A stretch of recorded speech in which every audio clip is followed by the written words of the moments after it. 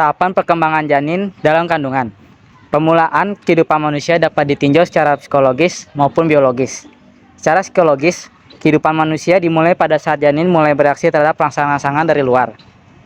Sebaliknya, secara biologis, kehidupan dimulai pada saat terjadinya konsepsi atau pembuahan, yakni bersatunya sel telur dengan sel spermatozoa. Kemungkinan terjadinya pembuahan semacam itu telah ditentukan secara alamiah, sekali dalam 28 hari, seiring sekitar pertengahan siklus menstruasi. Urutan perkembangan dalam periode prenatal telah pasti dan tidak dapat diubah. Kepala, mata, dan tubuh, serta kaki dan seluruh organ lain berkembang dengan urutan tertentu dan juga kurang lebih pada usia prenatal yang sama pada semua fetus. Perkembangan yang teratur menurut skema tertentu itu sebelum dan sesudah dilahirkan merupakan hal yang sangat penting. Pertumbuhan yang teratur ini dapat dilihat dari kenyataan bahwa semua janin selalu dapat memutar kepalanya lebih dahulu sebelum mereka dapat melencengkan kepalanya. Periode prenatal terdiri dari 3 bagian, yaitu periode zigot, dari pembuahan hingga akhir minggu kedua, periode embrio dari akhir minggu kedua hingga akhir bulan kedua, dan periode janin dari akhir bulan kedua sampai kelahiran. Setiap fase memiliki perkembangan yang teratur, dimulai dengan periode germinal yang berlangsung selama 2 minggu pertama setelah pembuahan. Selama periode germinal, terjadi penciptaan zigot, pembelahan sel, dan implantasi zigot ke dinding kandungan. Dengan zigot berkembang menjadi blatosis dan trofoblast. Implantasi terjadi sekitar 10 hari setelah pembuahan. Periode embrionik atau embrionis merupakan periode perkembangan prenatal yang terjadi dari 2 hingga 8 minggu setelah konsepsi.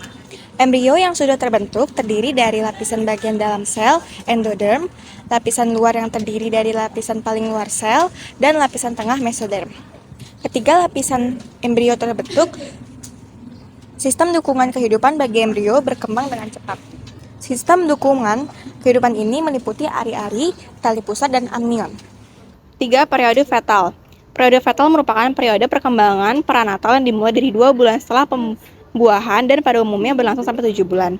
3 bulan setelah pembuahan, panjang janin kira-kira 3 inci dan beratnya kira-kira 1 ons. Janin semakin aktif menggerakkan tangan dan kakinya, membuka dan menutup mulutnya, dan menggerakkan kepalanya.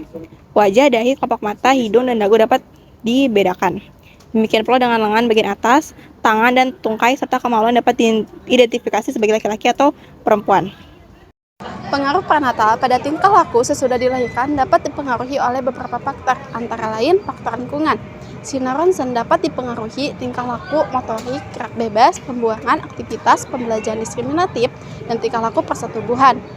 Dan selanjutnya ada pemakaian obat-obat penenang seperti soptenon atau thalidomid dapat mengakibatkan cacat berat pada janin.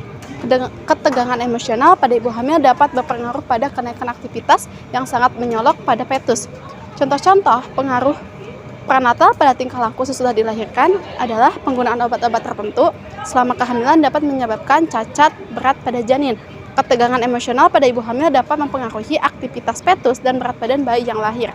Dan yang terakhir ada takhayul di Indonesia juga dapat mempengaruhi tingkah laku orang tua terhadap bayi yang akan dilahirkan. D. Implikasi pada pendidikan. Pertumbuhan dan perkembangan janin dalam kandungan sangat penting untuk memastikan kelahiran bayi yang sehat. Faktor-faktor yang dapat mengganggu proses ini termasuk kekurangan nutrisi, infeksi luka, dan keracunan yang bisa menyebabkan cacat atau bahkan keguguran. Gangguan medis selama kehamilan seperti diabetes, obesitas, hipertensi, preeklamsia, eklamsia, penyakit jantung, penyalahgunaan obat, dan lainnya juga dapat mempengaruhi kesehatan janin.